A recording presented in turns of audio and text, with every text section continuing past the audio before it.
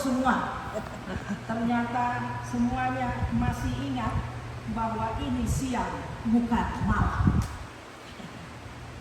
Kita akan mendengarkan, halo John, kita akan mendengarkan firman Tuhan yang didasarkan pada pembacaan di kitab Kolose 3 ayat 5-11. Saya akan membacakan untuk kita semua. Diberi judul Manusia Baru. Karena itu, matikanlah dalam dirimu segala sesuatu yang duniawi, yaitu percabulan, kenajisan, hawa nafsu, nafsu jahat, dan juga keserakahan yang sama dengan penyembahan berhala. Semuanya itu mendatangkan murka Allah atas orang-orang durhaka. Dahulu kamu juga melakukan hal-hal itu karena kamu hidup di dalamnya.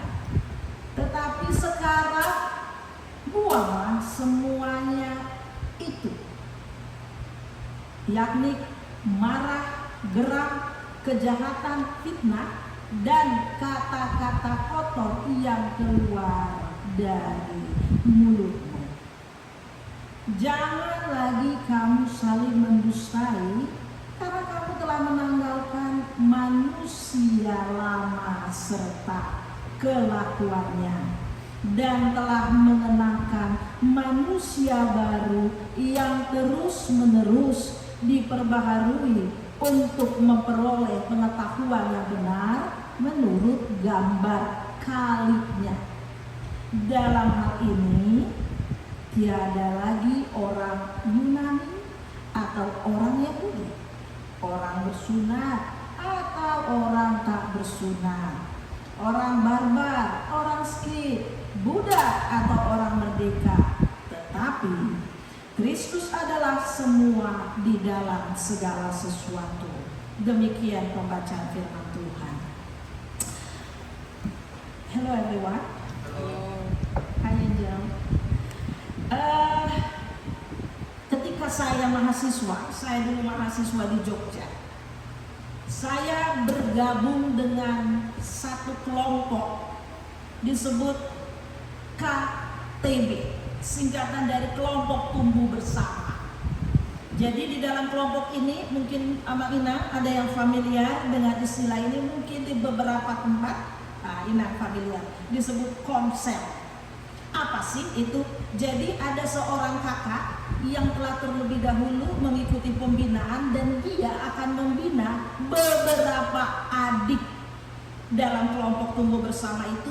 Tugas mereka adalah diskusi biblical, diskusi teologi, belajar apa yang Tuhan kehendaki.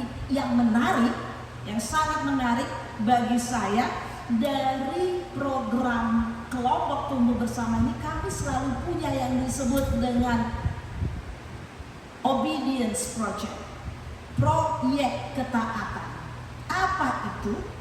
Kita diminta untuk selalu melihat ke dalam hati, ke dalam hidup kita, mengenali diri kita, mengintrospeksi diri kita, melihat apa kebiasaan buruk, bad habit, apa perilaku buruk, apa sikap dan tindakan buruk yang cenderung kita lakukan. Start from the small things. Kadang-kadang itu dimulai dari hal-hal yang sederhana. Ada anggota kelompok yang mengenali, oh aku malas, aku sering terlambat bangun. Saking seringnya terlambat bangun, sering bolos, tidak bisa kuliah. Ada loh orang yang malas sampai DO karena susah bangun, malas susah bangun. Ada orang yang proyek ketaatan,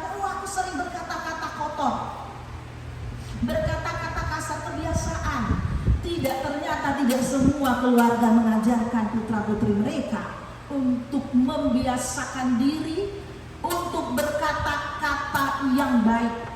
Jadi gak segan-segan, sesuatu ada muncul kata-kata kotor, entah itu binatang, entah itu kotoran. Dia tidak lagi enggan menggunakan mulutnya untuk mengeluarkan kata-kata yang buruk. Itu ada. Jadi dia perlu belajar gimana ya caranya. Strateginya aku belajar untuk meninggalkan kata-kata yang seperti ini. Ada juga teman lain yang bergumul tentang, ini menarik juga, mengenali dirinya. Memang ya aku ini memang kuakui. Ada sombong-sombong katanya. Tapi bukan cuma ada, memang besar kesombonganku. Dan ada yang melihat dirinya seperti itu. Misalnya dia yang selalu ingin menjadi center of attention. Dia yang selalu ingin menjadi penentu keputusan di dalam misalnya kerja kelompok. Akhirnya apa? Kesombongan itu melukai relasi. Jadi seringkali dimanapun dia bekerja kelompok, rusak relasi kelompok itu. Nah, untuk teman-teman yang pria nih, mahasiswa-mahasiswa, mungkin Grand sebagai mahasiswa agak familiar dengan pergumulan ini. Banyak teman-teman laki-laki yang punya kebiasaan addiction untuk menonton film-film yang tidak benar. Oh, ini kadang-kadang dianggap ringan. Pengaruhnya bikin error otak. Karena full of imajinasinya, tidak lagi bisa konsentrasi belajar, tidak lagi bisa memikirkan hal-hal yang baik itu. Jadi mereka berjuang. Gimana ya caranya kami bisa perlahan-lahan meninggalkan kecanduan itu? Maka kita diundang untuk bersama-sama membuat sebuah rencana proyek ketaatan. Mulai dari hari ini, kalau misalnya proyeknya adalah membiasakan diri untuk tidak berkata kata-kata kasar, watch your mouth. Perhatikan yang keluar. Oh ya, hari pertama masih 10 keluar. Minggu pertama terus belajar bergumul. Minggu kedua kurang 9. Minggu ketiga kurang lama. Dan karena nothing is impossible with God, bad habits juga bisa berubah ketika ditekuni dan diperjuangkan, ditaruh kekuatan itu kepada Tuhan. Bukan kita sendiri yang melawan kebiasaan-kebiasaan buruk itu, tetapi keyakinan bahwa Tuhan pasti menolong untuk mengatasi kebiasaan buruk itu. Nah, bacaan kita hari ini Amakina, Bapak Ibu, adalah tentang kondisi jemaat Kolose. Mereka ini kondisi jemaat baru. Mereka sungguh-sungguh belajar sebetulnya. Mereka sungguh-sungguh ingin memahami ajaran Kristus itu. Apa sih sebenarnya ajaran keselamatan yang dari Yesus itu? Nah, sebagai jemaat baru, ternyata ketika mereka bersungguh-sungguh ada kekeliruan yang muncul. Kekeliruan mereka adalah walaupun sebetulnya mereka haus akan kedalaman pengetahuan terhadap pengajaran Yesus, nah muncul pendapat-pendapat yang mengetengahkan. Misalnya begini, oh kita harus tetap menjalankan, pentingnya menjalankan aturan-aturan keyahudian seperti apa? Sunat, merayakan hari raya, berpantang makan. Dari mana kita ketahui ini? Kita bisa baca nanti di Kolose 2 ayat 16-17. Kemudian ada yang sangat mempromosikan pengalaman spiritual. Oh, itu nanti harus ada penglihatan, perjumpaan secara fisik atau penyembahan malaikat. Nanti juga bisa dilihat di Kolose 2 ayat 18. Ada yang sampai melakukan penyiksaan tubuh, asketisme. Upaya apa? Mencapai kesucian. Nanti juga kita bisa baca di Kolose 2 ayat 23. Nah, apa yang keliru dari pemahaman seperti ini, Bapak Ibu, amat indah. Apa yang keliru? Ada penggeseran fokus, bukan pada Yesus sebagai pusat, bukan pada Kristus sebagai pusat, tetapi penggeserannya lebih kepada penekanan upaya-upaya manusia. Ini konsep yang umum terjadi dimanapun. Ini konsep memahami Tuhan yang umum terjadi di zaman sebelum kelahiran Yesus. Dan juga konsep yang umum terjadi di mayoritas agama dan sistem belief, sistem kepercayaan yang ada. Yang berpikir bahwa ketika aku jauh, Tuhan dekat. Aku jauh, engkau jauh, katanya. Aku dekat, engkau dekat. Jadi dilihat bahwa manusia menjadi penentu sikap dan tindakan Tuhan. Tetapi ternyata tidak begitu. Dengan teologi Kristen, pemahaman teologi Kristen bukan berdasarkan tindakan manusia itu Allah bertindak, tetapi manusia bertindak merespon tindakan Allah itu. Jadi jangan kebalik. Nah, ini Paulus mengajarkan jemaat Kolose tentang memahami pengajaran dan teologi Kristen.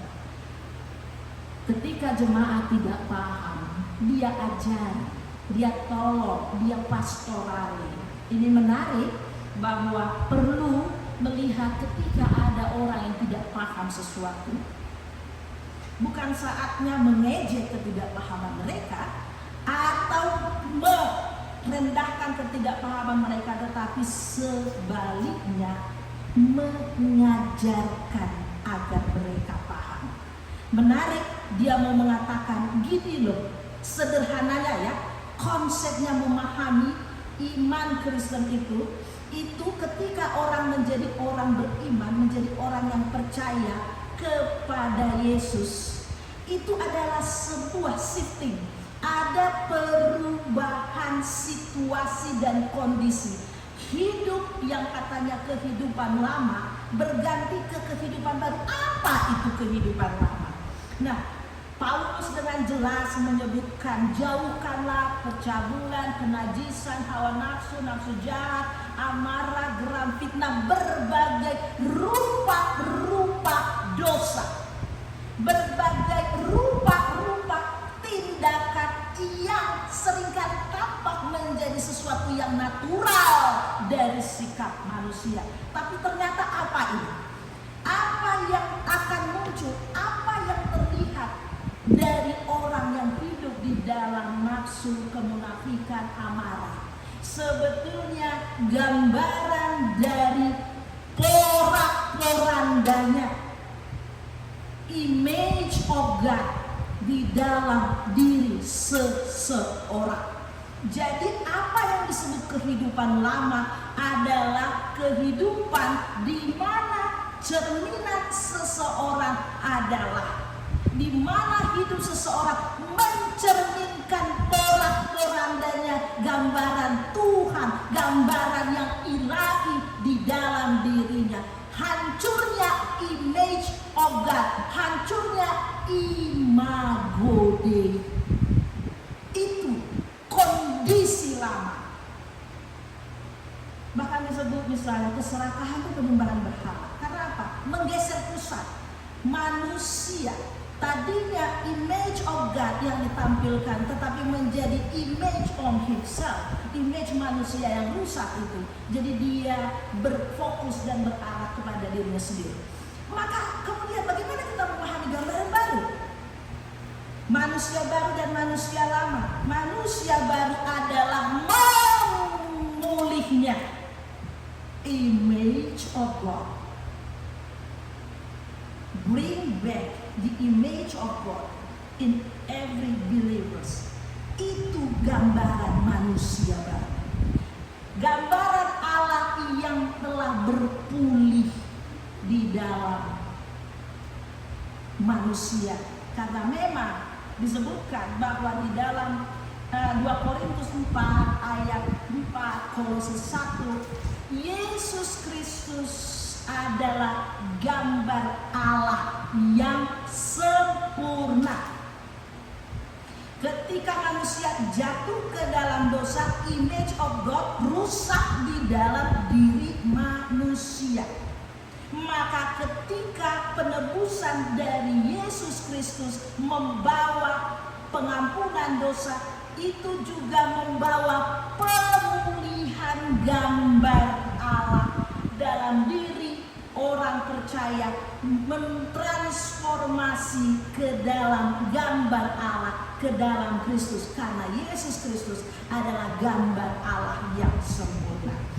Maka kita bisa melihat bahwa hidup lama adalah hidup di luar Kristus, dan hidup baru adalah hidup di dalam Kristus. Hidup lama adalah hidup yang semakin menjauh dari image of God yang ilahi di dalam diri manusia. Yang ilahi itu tidak hanya tidak berarti soal fisik, tetapi tentang cara berpikir yang ilahi, akal budi yang ilahi, kehendak yang ilahi, dan kekudusan. Image of God itu adalah hidup di dalam kekudusan. Ketika orang hidup melakukan dan senantiasa hidup terus-menerus di dalam dosa, maka image kekudusan Allah hancur porak-poranda. Maka dari yang semakin menjauh dari Allah sebagai kondisi gambaran hidup lama, beralih kepada semakin menjadi segambar dengan Allah. Amanginan, kalau pernah melihat pohon, ini berarti masih belum tidur. Semua yang masih tidak tahu, karena semua masih mengatakan semua pernah lihat pohon. Kalau lihat pohon yang batangnya kuat, yang subur, yang daunnya lebat, yang buahnya lebat, kita juga akan menemukan cabang-cabang di dalamnya adalah cabang-cabang yang kuat, cabang-cabang yang berbuah lebat, dan cabang-cabang yang berdaun bagus. Setuju atau tidak setuju aku? Pilihannya setuju aja.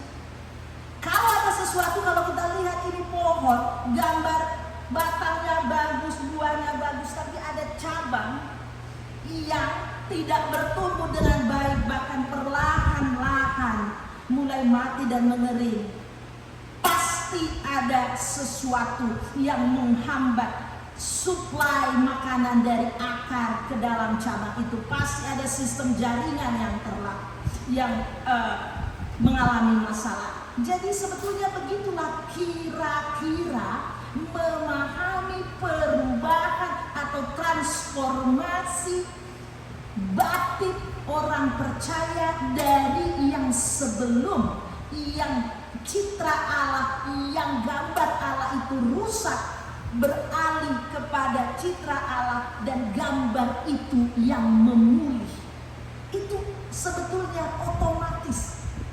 Selama dia melekat kepada pohon itu, selama dia sungguh-sungguh berada di dalam Kristus, sebetulnya dia akan terus digiring untuk berubah, digiring untuk semakin seperti Kristus. Nah, ini pertanyaan. Kalau ada cabang yang kemudian terlihat melos, layu, mungkin sebetulnya dia terlihat nempel aja, tapi tidak benar-benar menyatu dengan pohon itu. Mungkin sebetulnya dia tapak melekat kepada iman itu, kepada Yesus itu, gambarannya. Kalau ada yang tidak berubah, persoalannya mungkin sebetulnya itu hanya kelihatan saja. Karena kalau sungguh-sungguh pasti terjadi transformasi. Kalau sungguh-sungguh gerakan hidup yang melekat di dalam gambar Allah, yakni Kristus, itu akan membawa orang kepada semakin menjadi cerminan bagi gambar Allah. Dan menarik sekali ketika disebutkan bahwa Paulus juga menjelaskan ini bukan cuma persoalan bagaimana kita memperlakukan diri kita yang tidak lagi mungkin tinggal di dalam dosa-dosa, yang tidak lagi mungkin menikmati hidup di dalam dosa-dosa kalau kita melekat kepada gambar Allah itu, tetapi juga tentang bagaimana kita memperlakukan setiap orang tanpa terkecuali. Disebut tidak ada orang Yahudi, orang Yunani, perempuan, laki-laki, orang barbar, orang miskin, orang berdosa, budak dan orang merdeka. Tidak ada lagi cara orang beriman memperlakukan orang lain tidak seperti gambar Allah.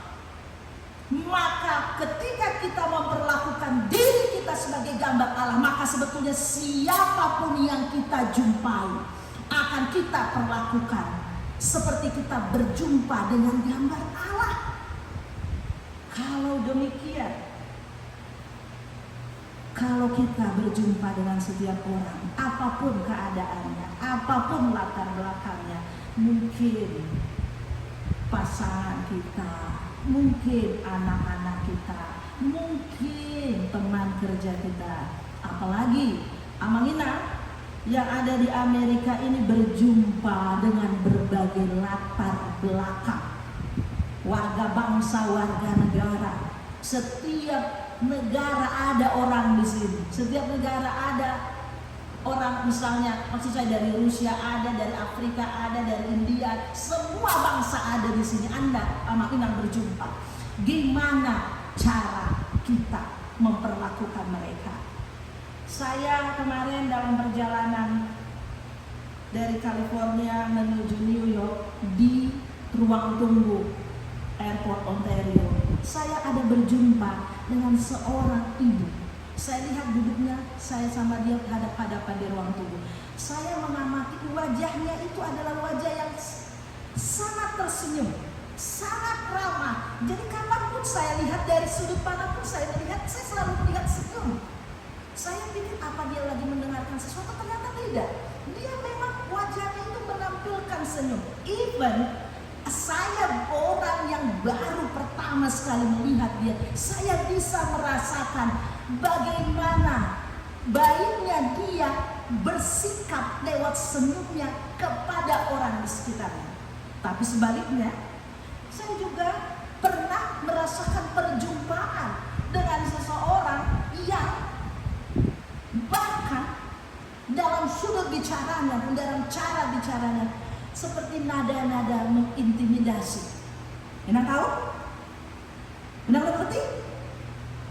Cara berlaku, cara bertindak terhadap orang lain itu benar-benar juga menjadi cerminan dari apakah kita sudah menjadi orang yang beridentitas baru, yang memancarkan yang ilahi di dalam diri kita, dan juga melihat hal itu di dalam diri orang lain.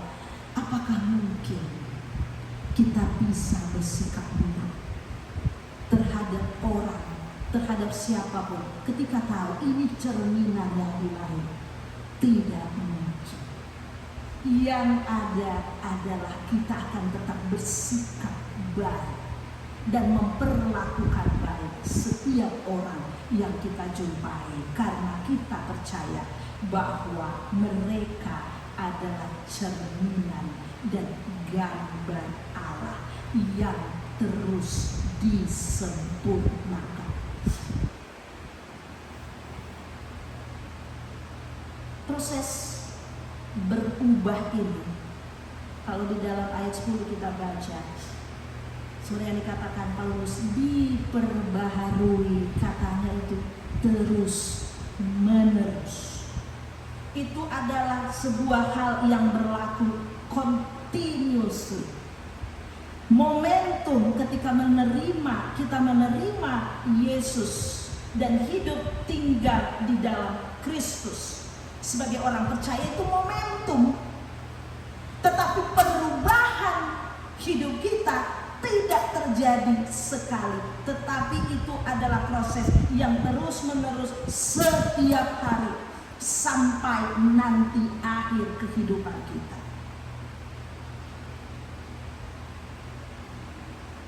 Manusia, orang percaya, menjadi manusia baru artinya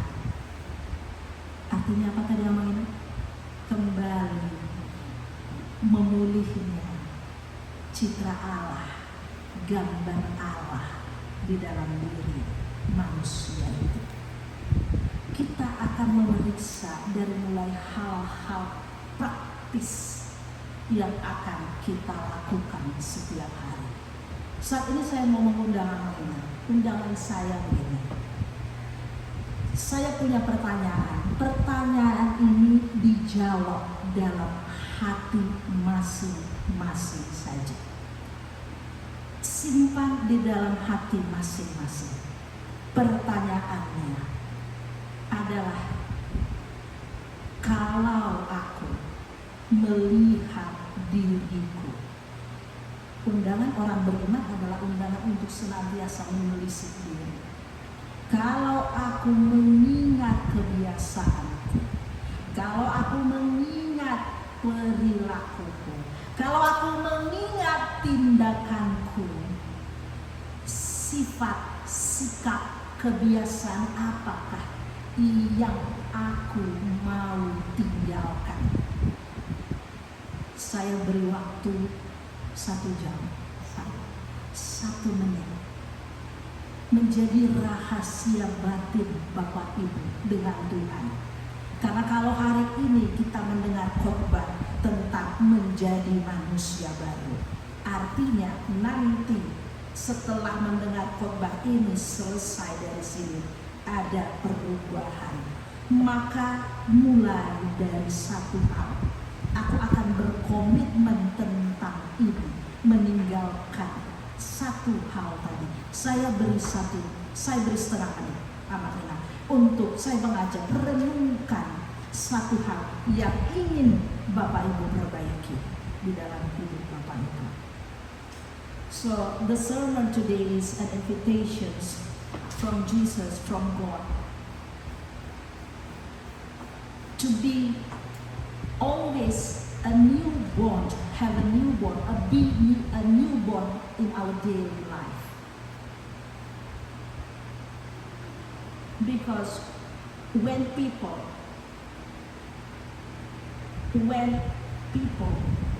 lived without Jesus, outside Jesus, they are the broken image of God. And when they started to receive Jesus, now they become the new picture, the new image of God.